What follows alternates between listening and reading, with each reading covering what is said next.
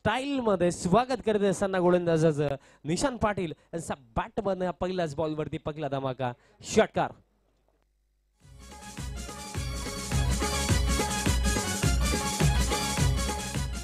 तसेच वानखोलीचे समाजसेवक जितेश दादा केने दादांचं देखील आगमन झालं. त्यांना देखील मी विनंती करतो आपण देखील व्यासपीठावरती यायचं आहे. आपलं देखील खासदार चषक 2024 मध्ये मनपूर्वक हार्दिक स्वागत. षटकाराने आगाज केलं. मी म्हटलंच होतं निशांत पाटील हा देखील एक क्वालिटी प्लेअर आहे आणि त्याचा बॅटमध्ये आपण क्वालिटी स्ट्रोक अगदी पहिल्याच बॉलवरती पाहिला. नेक्स्ट बॉल रनवे रिदम मध्ये थोडासा अडथळा कारण आपला चेंडू ज्याप्रमाणे पाहिला षटकार आला. इथे सिद्धार्थला देखील एक गोष्ट आता ठाऊक झालीच असेल की निशांतच्या अगेन्स्ट आपण लाईन आणि लेंथ मध्ये मिस्टेक नाही करू शकत. सटीक टप्प्यावरती इथे गोलंदाजी इथे करावे लागले. अदरवाईज मोठे फटके येऊ शकतात कारण पॉवर प्लेचं षटक सुरू आहे. दोन फिल्डर इनफिल्डच्या बाहेर आहेत. एक लॉंग ऑफ आहे, एक लॉंग ऑनला आहे फिल्डर. नेक्स्ट बॉल स्वीपचा फटका स्क्वेअर लेगला फिल्डर फिल्डिंग दरम्यान इथे चांगलीच राखली. एक सिंगल इथे पूर्ण केली जाईल. धाव फलक या एका धावेसमधीने स्कोर काढतात 7 वरती. मग गोवे टीमला जर या 48 धावा डिफेंड करायच्या आहेत ना तर महत्वाची गोष्ट काय असेल की तुम्हाला अतुल, निशांत आणि येत्या बॅटिंग क्रमामध्ये रोनक या तिन्ही फलंदाजांना लवकरात लवकर डगआउट मध्ये पाठवावं लागेल. प्रेमनाथजी माळी साहेबांच्या माध्यमातून पारितोषिक आहे. जर अतुल पाटीलने सिक्सर हॅट्रिक कंप्लीट केली तर 1000 रुपये माळी साहेबांच्या माध्यमातून दिले जातील. सचिन दादा माळी साहेबांचं देखील इथे आगमन झालं. दादांचं देखील मनपूर्वक हार्दिक स्वागत. CHM चौथा हिरवा स्पोर्ट्स मानकोली आयोजित आपण खासदार चषक पाहतात आणि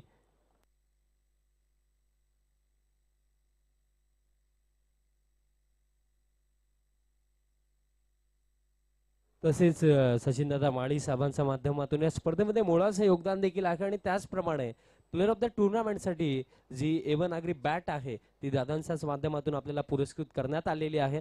दादांचे देखील मी विशेष आभार व्यक्त करतो आणि त्याचप्रमाणे स्वागत करतोय या पहिल्या दिवसामध्ये.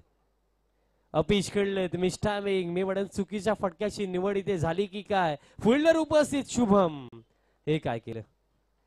अतुल सारख्या चांगल्या फलंदाजाला फर्स्ट ओव्हर मध्ये ऑलमोस्ट चारोखाने चित केलं होतं सिद्धार्थने. बट मिड ऑफला इथे फार मोठी मिस्टेक. कारण मी आताच जस्ट उल्लेख केला होता की जर जनवान गोवे टीमला इथे 48 डिफेंड करायचं आहेत ना तर अतुल, निशांत आणि रोनक या तिन्ही फलंदाजांना डगआउट मध्ये ठेवायचं पाठवायचं. बट सध्या सगळीला अतुलची विकेट ऑलमोस्ट काढली गेलीच होती. बट मिड ऑफ एक सोपी कॅच मी ड्रॉप झाली. कारण अशा कॅचेस तुम्हाला मी म्हणेन 10 आउट ऑफ 10 टाइम्स पकडायच्यात. बट ती कॅच इथे ड्रॉप झाली. Full toss inside out. इनफिल्डचे आपण जर विचार केला तर सर्व फिल्डर्स इनफिल्ड मध्ये आहेत ऑफ साइडला. तसा बेनिफिट घेत असताना बॉल दरम्यान गेला कव्हर क्षेत्राच्या पलीकडे क्लास आपल्याला पाहायला मिळाला निशांत पाटीलचा हा चौकार.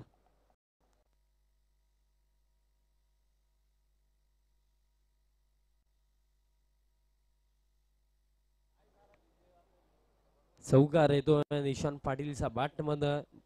बघा पॉवर प्लेच्या षटकामध्ये या गोष्टी असं बॅटर तुम्हाला देखील खऱ्या अर्थाने तुमच्या माइंड मध्ये ठेवाव्या लागतात की ज्याप्रमाणे फील्ड प्लेसमेंट आहे ना आपल्याला फील्डला भेदायचं आहे आणि लास्ट बॉल वरती फुल टॉस आला आणि फील्डला भेदण्याचं कार्यच निशांतने केलं.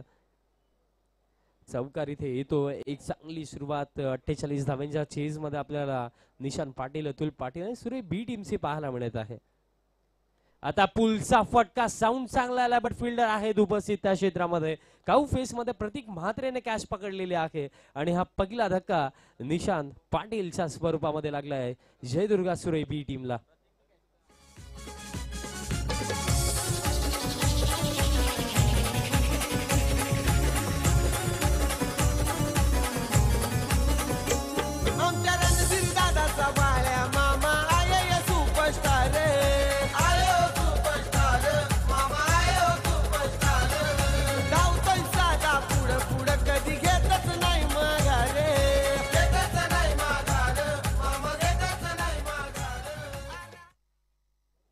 कारण आपण अगदी पाहिलं गेलं तर ज्याप्रमाणे या गाण्यामध्ये रणधीर सावंतचा देखील उल्लेख झाला. कारण RK बिल्डर्स अँड डेव्हलपर्स देखील विशेष योगदान आहे. सर्वांनी रणधीर शेठ म्हात्रे साहेब तसेच सुधीर शेठ म्हात्रे साहेबांनी सन्माननीय योगेश शेठ म्हात्रे साहेब हे 3 आधारस्तंभ R K builders and developers आणि specially R K builders and डेव्हलपर्सच्या माध्यमातून देखील मोलाचं सहकार्य आम्हाला या स्पर्धेसाठी लाभलेलेच आहे. आणि यावेळेस यशांचा वेध क्लीन बोल्ट आणखीन एक धक्का बॅटर वेद मैदानाच्या हातामध्ये जरूर आला बट त्याला आता डगआउटची दिशा सिद्धार्थने दाखवली. फर्स्ट ओव्हरमध्ये आता अवघ्या 12 धाव्यांवरती हा दुसरा धक्का लागलाय सुरे बी टीमला. मामा हुकमी यका हजार टक्का हुकमी यका नाही कुणाला देणार दगा नाही कुणाला देणार दगा बाल्या मामा भिवंडीवाला काल आलाय बघा यो बाल्या मामा भिवंडीवाला काल आलाय बघा बाल्या मामा भिवंडीवाला काल आलाय बघा यो बाल्या मामा भिवंडीवाला काल आलाय बघा. नवीन फलंदाज मैदानाच्या हातामध्ये क्रमांक 4 वरती आता येतोय विनायक येतात मैदानाच्या हातामध्ये. धाव फळक 12-12 वरती 2 धक्के लागले अजून देखील 3 ओव्हरचा खेळ बाकी आणि 3 ओव्हर मध्ये हा सामना जिंकण्याकरिता आवश्यकता आहे 36 धावांची. म्हणजे बघा जो आस्किंग रेट आहे त्याचप्रमाणे अगदी आपण पाकले गेले तर रन्स बनवल्या गेल्या या पहिल्या षटकामध्ये बट 2 धक्के लागलेत तो एक मायनस पॉइंट आहे सुरे बी टीम साठी. पण आता बघा पागले गेले तर अतुल आहेत अजून देखील रोनक सेन बाकी आहे आणि बाकी जर आपण विचार केला तर रोनित पाटील देखील आय थिंक या टीम मध्ये आहे तो देखील एक चांगला बॅटर आहे. म्हणजे सामना भरपूर बाकी आहे. सेकंड ओव्हर अवी पाटील गोलंदाजी मार्क वरती बघा टायमर सेट आहे त्याच्या सूचना आम्ही वारंवार देणार नाही आहोत. तुम्हाला लक्षात ठेवायचे की किती वेळ खर्च होतोय आणि 3 ओव्हर मध्ये जसा अतिरिक्त वेळ खर्च झाला तुम्हाला आम्ही ती सूचना देऊच की एक्स्ट्रा फील्ड इनफिल्ड मध्ये ठेवायचा. आणि हा नियम चांगला आहे कारण मग ऍज अ टीम तुम्हाला देखील ठाऊक असायला हवं की किती वेळ आपला खर्च होतो आणि वेळेवरती खेळ करणं आवश्यकच आहे. अवी आलाय अभिचा पहिलाच बॉल शॉर्ट पिच पुल केला विकेट मिळू शकते प्रतीक आहे आणि कॅच पकडली जाईल सेफ हँड्स कारण या टीमचा मी म्हणेन सर्वात चांगला फिल्डर त्या क्षेत्रामध्ये होता आणि कॅच पकडली प्रतीकने. धक्का आता लागला दुसरा आणि हा मोठा धक्का लागला कारण अतुल पाटील वरती जिम्मेदारी होती या इनिंग मध्ये या मॅच मध्ये पण अतुलला आता पाठवलं डगआउट मध्ये. तिसरा झटका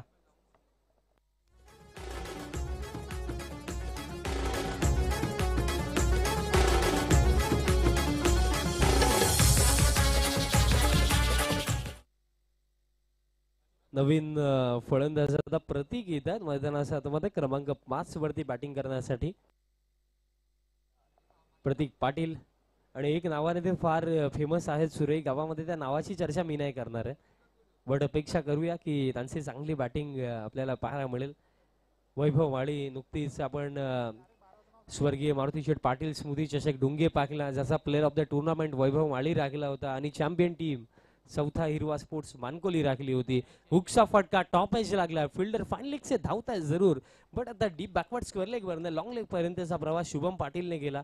चांगली फिल्डिंग त्याची राखली आणि इन बिटवीन 2 धावा इथे पूर्ण केल्या जातील. धाव फळक या 2 धावांच्या मदतीने स्कोर काढत 14 वरती जाऊन पोहोचला. बघा ग्रामीण क्रिकेट खऱ्या अर्थाने आपण पाहिलं गेलं जेही आज ग्रामीण फॉरवर्ड मध्ये जेही गाव खेळतात बघा प्रत्येकी गावाचा हाच विचार असतो की जर आपण खेळतोय ना तर प्रत्येकी सीझन मध्ये आपल्याला किमान एक तरी स्पर्धेवरती चॅम्पियन बनायचं आहे किमान एक. कारण ग्रामीण क्रिकेट आपण नेहमी सांगत असतो हा खेळ ना नावासाठी ना पैशासाठी फक्त गावाच्या प्रतिष्ठेसाठी आणि सन्मानासाठी खेळला जातो. आणि सध्या सगळे जर आपण पाहिलं प्रतीक आला मैदानाच्या हातामध्ये आणि एक चांगला फटका त्याचा बॅट मधनं येतोय. गॅप देखील भेटलाय बॉल एकाने बाउंड्रीच्या पलीकडे चौकार.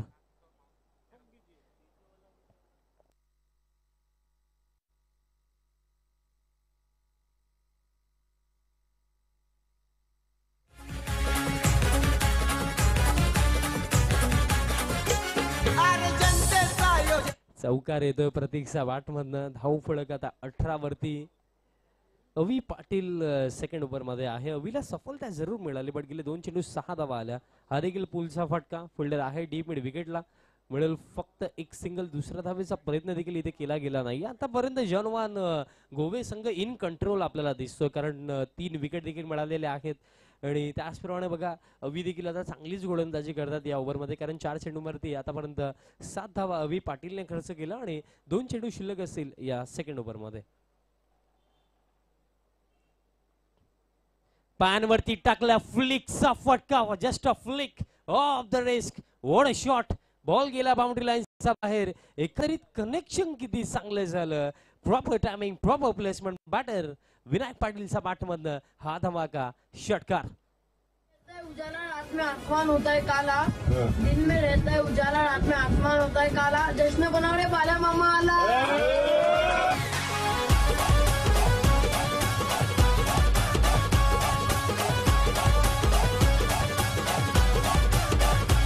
बस केले काम काज, चित्त तित नाव त्याच गाज, जनतेचा षटकार येतो आणि काय फटका पाहायला मिळाला. धाव फळक आता 25 आणि 13 चेंडूंवरती आता 23 धावांची आवश्यकता असेल. हा येतो निर्धाव म्हणजे आता 12 चेंडूंवरती 23 धावांची आवश्यकता असेल.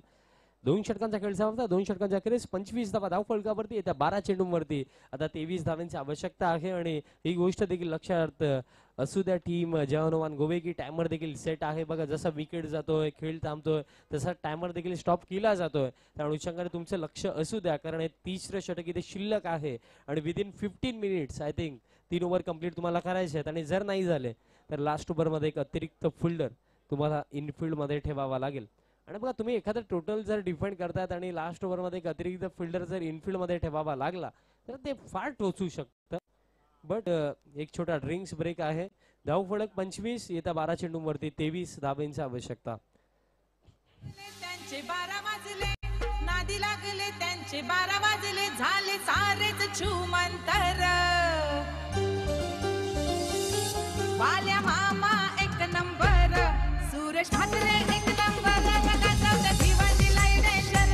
बाल्या मामा एक नंबर, रगाचा भिवंडी लय डेंजर. नादी लागले त्यांचे 12 वाजले, नादी लागले त्यांचे 12 वाजले, झाले सारेच छुमंतर. Thank you DJ. आपण सन्माननीय सचिनदादा म्हाळी साहेबांचा आपण शुभ सन्मान करणार आहोत. मी विनंती करतोय अजित दादांच्या हा शुभ सन्मान इथे करणार आहोत, कारण सचिनदादा म्हाळी साहेबांच्या माध्यमातून जर आपण पाहिलं गेल्या स्पर्धेमध्ये प्लेअर ऑफ द टुर्नामेंट ची जी आकर्षक बॅट आहे ती दादांच्याच माध्यमातून आपल्याला पुरस्कृत झालेली आहे. आणि त्याचप्रमाणे शुभ सन्मान सचिनदादा म्हाळी साहेबांचा इथे केला जातो, ज्यांच्या माध्यमातून प्लेअर ऑफ द टुर्नामेंट ची बॅट आपल्याला पुरस्कृत झालेली आहे. दादांचा सन्मान इथे केला जातो. आज त्यांची बहुमूल्य उपस्थिती या स्पर्धेमध्ये आपल्याला पाहायला मिळत आहे. तसेच प्रेमनाथजी माळी साहेबांचा देखील शुभ सन्मान आपण करणार आहोत.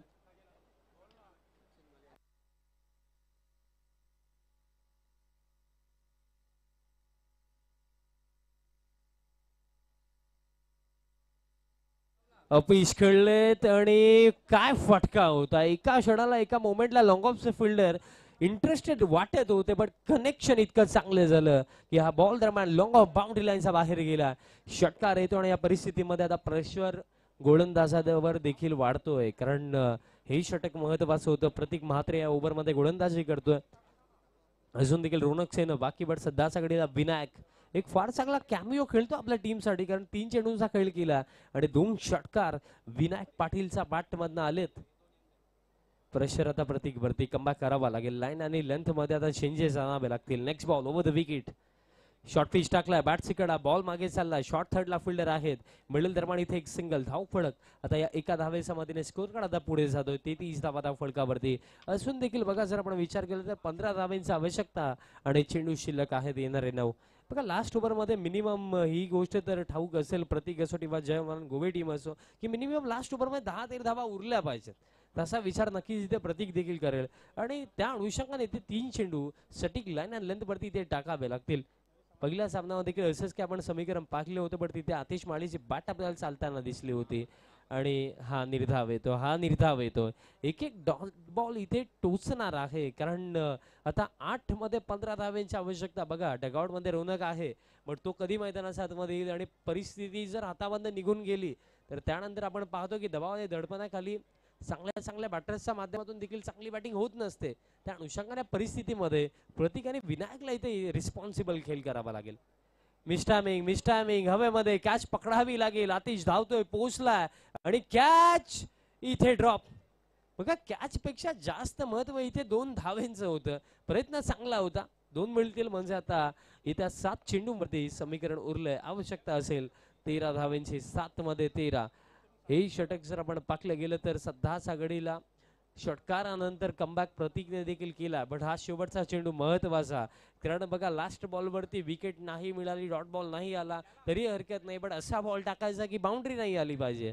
7 मध्ये 13 शेवटचा बॉल अगदी महत्वाचा. ओव्हर द विकेट, शेवटचा बॉल हा सोडून दिलाय, बट हा येतोय निर्धाव.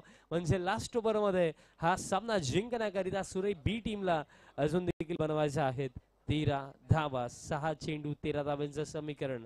रोनक सेन अजून देखील बाकी आहे, बट कधी कधी अशा परिस्थितीमध्ये ना तुमच्या चांगल्या फलंदाजाला कधी कधी तुम्हाला पुढे पाठवणं देखील आवश्यक असतं. बघा प्रतीक पाटील ज्या क्रमांकावरती आले तिथे कदाचित रोनक देखील येऊ शकले असते, बट प्रतीकला पाठवण्याचा निर्णय जो घेतला गेला तो आता कितपत योग्य आहे किती अयोग्य आहे हे डिसाइड करेल येते 6 चेंडू, कारण 6 मध्ये आता 13 बनवायचे आहेत. आणि पहिली 3 षटकं आय थिंक योग्य वेळेवरती कंप्लीट झालेले आहेत. त्या अनुषंगाने लास्ट ओव्हर मध्ये कोणताही फिल्डर इनफिल्ड मध्ये ठेवण्याची आवश्यकता इथे नाहीये. बट 6 चेंडू 13 धाव्यांची आवश्यकता. महत्वाचं काय आहे की बघा ग्रामीण क्रिकेटमध्ये प्रत्येकी मॅच नॉकआउट असते. जिंकाल तर पुढे जाल, हरलात तर स्पर्धेला टाटा बाय बाय करावं लागतं. त्या अनुषंगाने हा सामना जिंकणं फार महत्वाचं आहे. जिंकाल तर पुढे जाल, अदरवाईज ही स्पर्धा सोडावी लागेल. 6-13चं समीकरण. गणराज या लास्ट ओव्हर मध्ये तयार होतोय. 6 चेंडू 13 धाव्यांची आवश्यकता. समोर आता विनायक असेल आणि विनायकने आतापर्यंत जर आपण पाहिलं तर चांगली बॅटिंग केलेली आहे, पण अजून देखील कार्य अधुरं, कारण 6 मध्ये अजून देखील इथे 13 धावा बनवायच्यात. लास्ट ओव्हर, पहिलाच बॉल, शॉर्ट पिच, पुल केला, फिल्डर प्रतीक आहे उपस्थित, कॅच पकडली जाईल. इथे विनायक बाद झाला, बट महत्वाची गोष्ट सुरेश टीम साठी ही असेल की आता मैदानाच्या आतमध्ये रोनक वझे आपल्याला क्रमांक 6 वरती दाखल होताना दिसेल. 5 चेंडू उरले, 13 धाव्यांची आवश्यकता. तोड नाही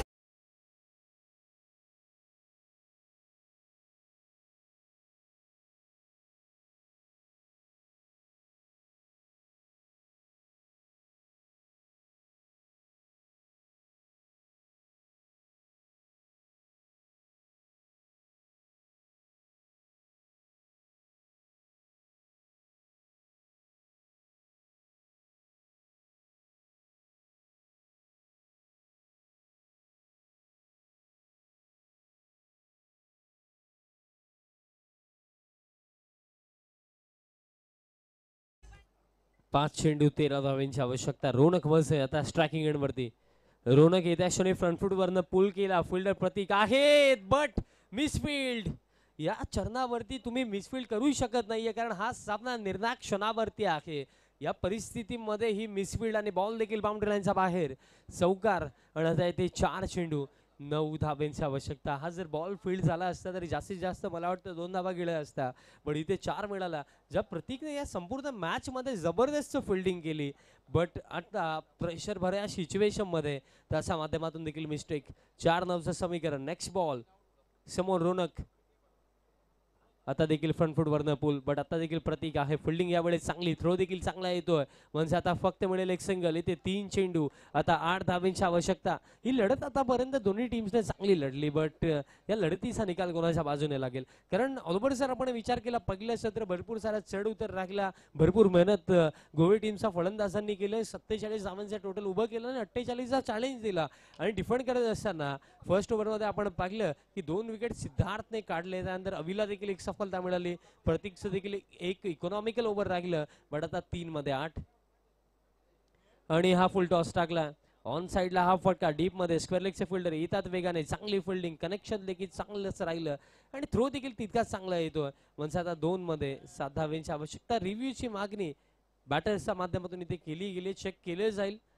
2-7चं समीकरण, कारण प्रत्येकी मॅच डू ऑर डाय, प्रत्येकी मॅच तुम्हाला तुमच्या परीने 101% कमिटमेंटने खेळ दाखवायचा आहे आणि पुढे जाण्यासाठी सामना जिंकणं आवश्यक. अशा परिस्थितीमध्ये as a team as a player तुमच्याकडे पर्याय नाही. सो निर्णय आला, इट्स अ फेअर डिलिव्हरी, म्हणजे नो बॉल नाहीये. 2 चेंडू, आता 7 धावांची आवश्यकता. आता या सामन्यामध्ये खऱ्या अर्थाने ज्या अशा अपेक्षा आहेत टीम सुरई बीच्या, तर रौनक वझे सोबत जोडल्या गेल्या आहेत. कारण या परिस्थितीमध्ये जर विजयाचा मार्ग सुरई बी टीमला कोणी दाखवू शकतोय तर तो रौनक वझे आहे. कारण युवा जरी असला तरी गेले मी म्हणेन कित्येक वर्ष ॲज अ फिनिशरचा रोल या टीमसाठी त्याने प्ले केला आणि फिनिश देखील भरपूर चांगल्या पद्धतीने त्याने प्रत्येकी मॅच मध्ये केलं आणि तोच विश्वास आता त्याच्यावरती या मॅच मध्ये देखील दाखवला गेला. पण त्या विश्वासावरती तो इथे खरा उतरेल की गणराज इथे चांगले 2 चेंडू चांगले टाकून आपल्या टीमला इथे मॅच जिंकून देतील. पण सामना फार चांगला रंगला, कारण शेवटच्या चरणापर्यंत ही लढत दोन्ही टीम्स इथे लढतायत. पण असून देखील स्टील क्वेश्चन, जिंकेल कोण? 2 चेंडू 7 धावांची आवश्यकता. नेक्स्ट बॉल, आणि हा बॉल पाहावा लागेल. Umpire signal no ball. Ball गेला बाउंड्री लाईनचा बाहेर. Bhima no ball. षटकार म्हणजे या 7 आणि या फटक्यासोबत हा सामना इथे समाप्त. सामना इथे जिंकलाय. मी म्हटलंच होतं की फिनिशर, आणि फिनिश केली ही मॅच, आणि फिनिशिंग लाईन देखील आपल्या टीमला क्रॉस करून दिली. रौनक वझेने मॅच जिंकली. टीम जयदुर्गा सुरई बी टीमने इथे बाजी मारली. Congratulation team Surai B and hard luck team Jai Hanuman Gove. कारण बघा अगदी शेवटच्या षटकापर्यंत फेवरेट होती टीम गोवे, बट हा नो बॉल षटकार देखील आला आणि बाजी मारली इथे सुरई टीमने. प्लेअर ऑफ द मॅच आपण देऊया आणि या सामन्याचा सामनावीर ठरलाय. टॉस देखील आपण करूया. खार्डी टीमचा कॅप्टन आणि त्याचप्रमाणे मालोडी बी टीमचा कॅप्टन आपण या, आणि व्यासपीठावरनं हा टॉस करण्याकरिता मी विनंती करतो. सन्माननीय सचिनजी माळी साहेबांच्या शुभ हस्ते आपण आणि तसेच प्रेमनाथजी माळी साहेब या दोन्ही मान्यवरांना मी विनंती करतो की आपण R K builders and developers toss box मध्ये यायचं आहे.